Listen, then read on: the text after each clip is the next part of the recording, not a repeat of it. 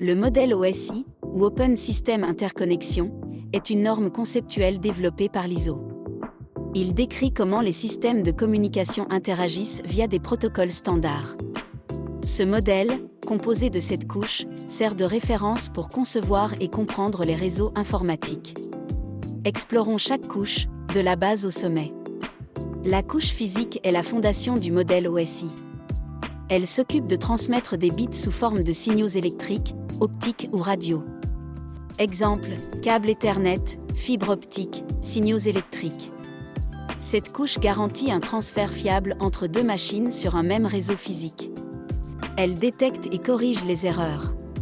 Exemple, Ethernet, contrôle d'accès aux médias, MAC, commutateur. Elle gère l'adressage, le routage et la transmission des données entre différents réseaux. En d'autres termes, c'est ici que l'on détermine le chemin que prennent vos données pour arriver à destination. Exemple, IP, Internet Protocol, routeur.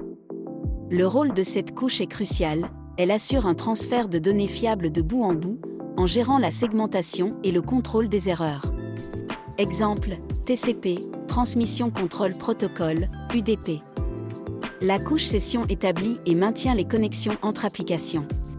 Elle permet également de synchroniser les échanges pour éviter les interruptions. Exemple, SMB, Serveur Message Block, RPC, Remote Procedure Call. Cette couche agit comme traductrice. Elle encode, décrypte ou compresse les données pour qu'elles soient compréhensibles par l'application. Exemple, SSL et TLS pour la sécurité, format comme JPEG ou ASCII. Enfin, la couche application interagit directement avec l'utilisateur. Elle fournit les services réseau aux applications, comme le transfert de fichiers, l'accès à des sites web ou l'envoi de courriels. Exemple, HTTP, FTP, SMTP, DNS. Pourquoi le modèle OSI est-il important ? Grâce à sa modularité, chaque couche fonctionne indépendamment, facilitant le dépannage et la compréhension des réseaux.